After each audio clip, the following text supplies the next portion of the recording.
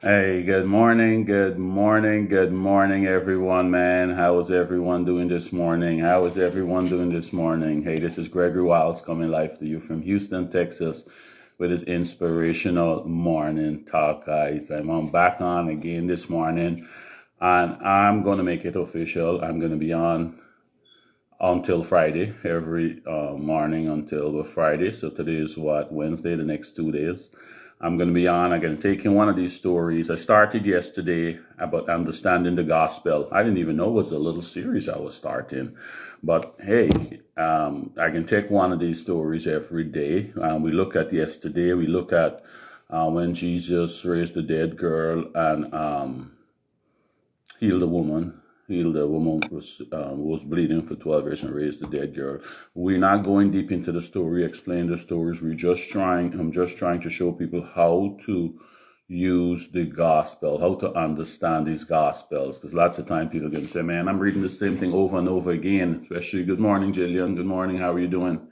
Just as so when we read in the Gospels, the Gospel Mark, Matthew, Luke, John, they're going to refer to the four Gospels. These is four guys that give their own eyewitness account of Jesus' existence on here. So if you're reading it and you don't understand that, you might thinking, you know what, I'm reading the same thing over and over again. And read the story in Matthew. I just didn't read this in Luke, but this is what it's going on. It's four guys reporting on some of the same things. Some of them reported on some of the same incidents. Maybe two of them reported on the same incident, and they give the eyewitness account of what was important and what they remember of Jesus' existence here, right?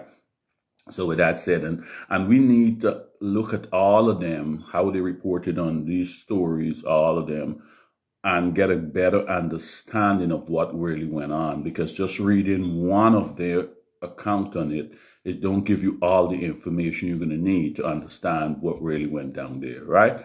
So that's why we said yesterday in court, that's why a judge don't accept one witness. They never accept one witness is not enough. You have to get two or more witnesses, just one, because hearing the story from one person perspective don't give you everything you need. Don't give you everything you need, right? So today now we're going to look at a story here in Jesus feed the 5,000. Obviously this was very important because all four of these guys reported on this story. All four of these guys reported on this story.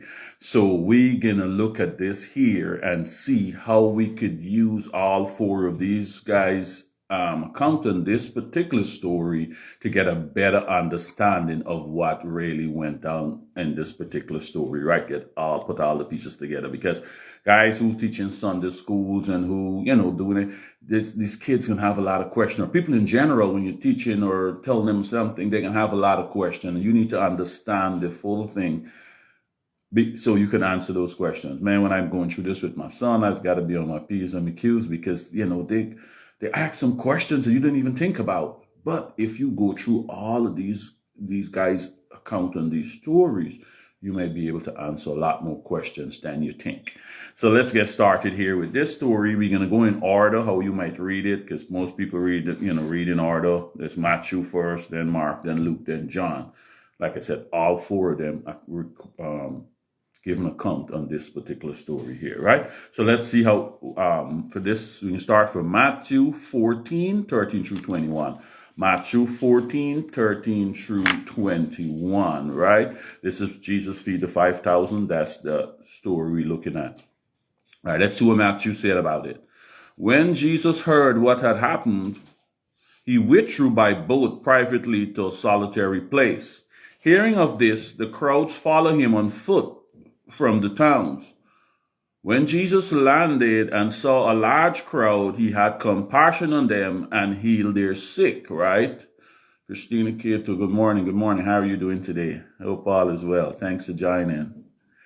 As evening approached, the disciples came to him and said, "This is a remote place and it's already getting late. Send the crowds away so they can go to the villages and buy themselves some food," right? Jesus replied, "They do not need to go away. You give them something to eat." So Jesus teaching these people, as Matthew telling us, Jesus teaching these people, they get hungry, getting late. Bernard James, good morning. How are you doing, sir? They get late. so the disciples say, man, we need to, send these people away so they could go and get something to eat, right? So Jesus saying, don't send them away, you feed them. Jesus replied, they do not need to go away, you give them something to eat. We have here only 5 loaves of bread and 2 fishes, their answer. So from reading this story so far, they go to this solitary place. Does this solitary place has a name? We don't know yet. Matthew didn't tell us this place has a name.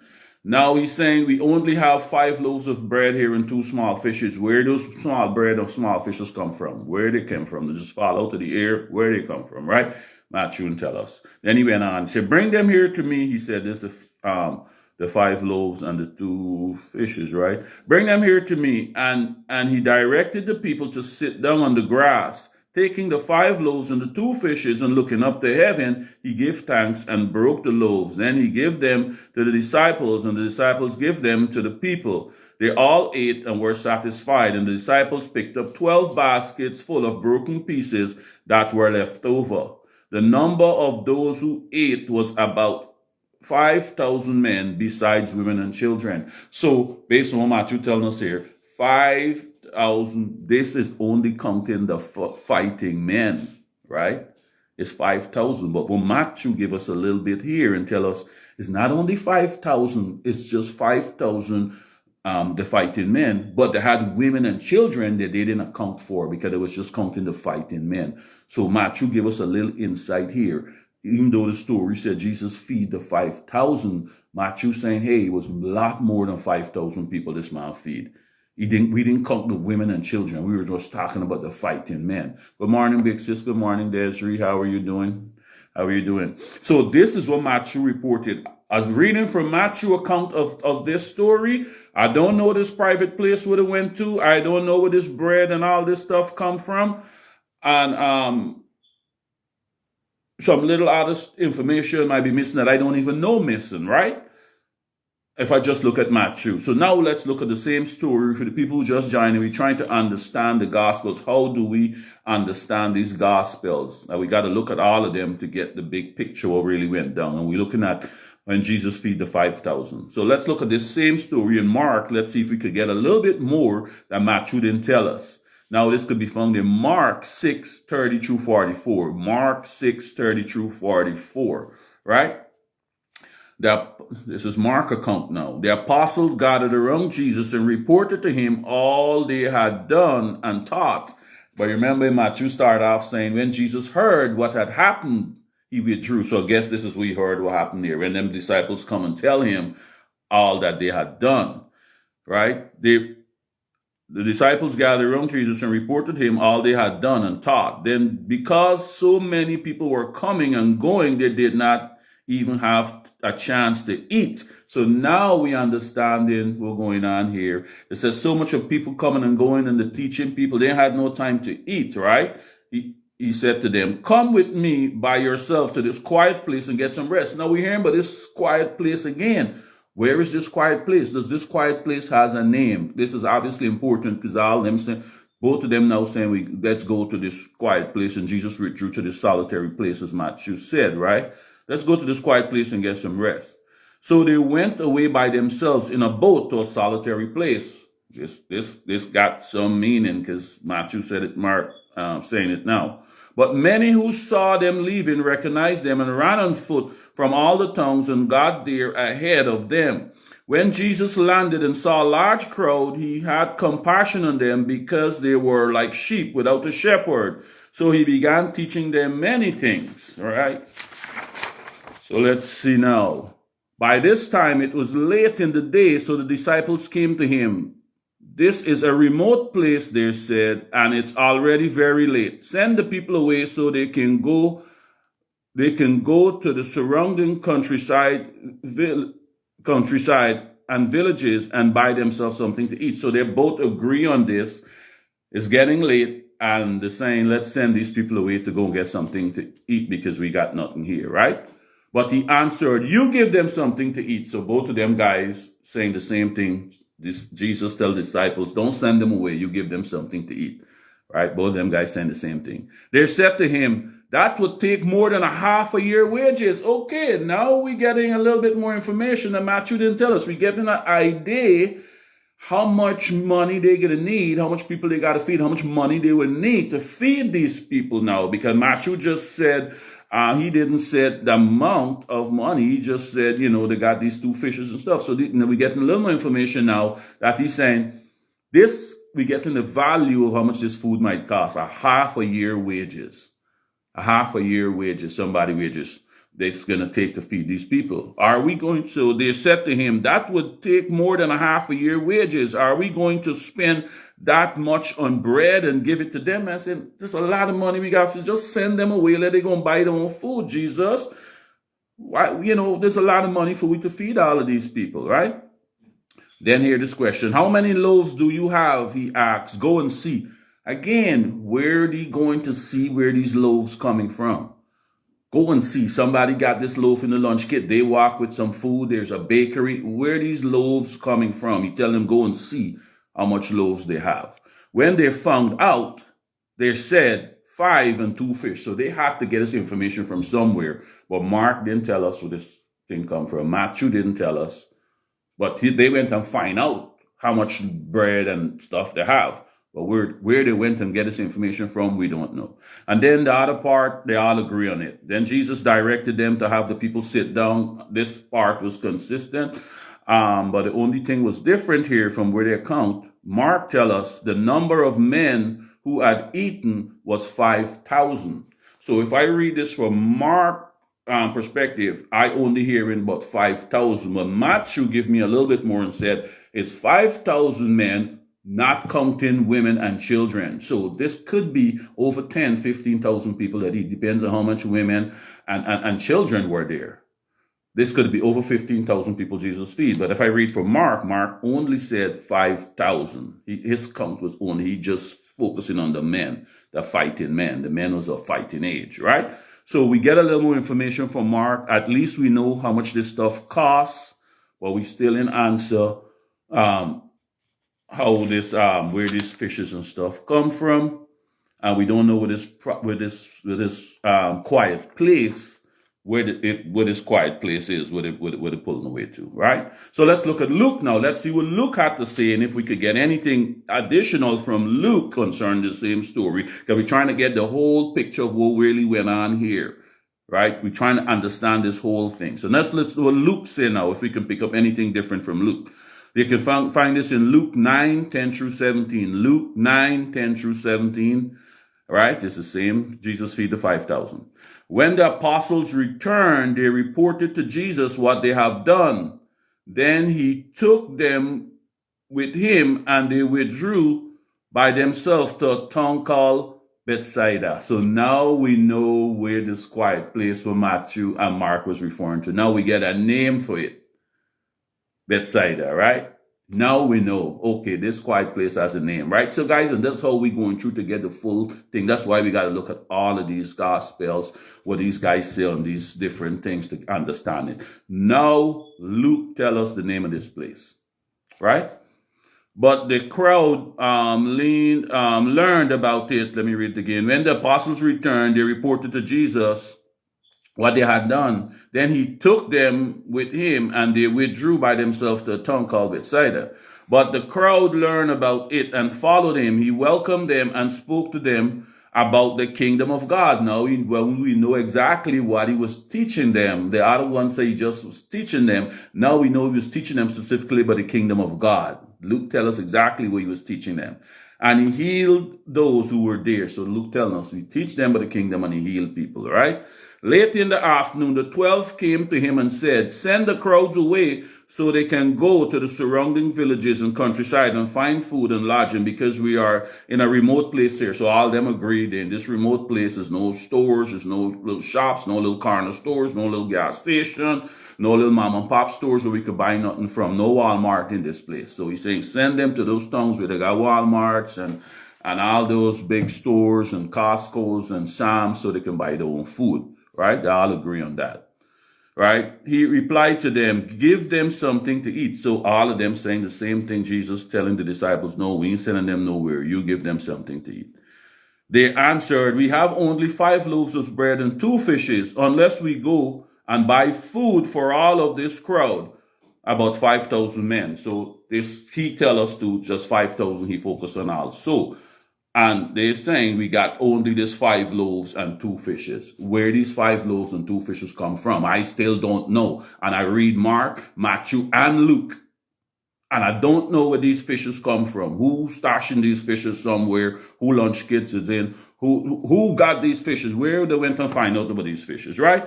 So let's go on to Mr. John now and see if John can give us anything additional that we could take to complete this story, because he's the last one reporting on it.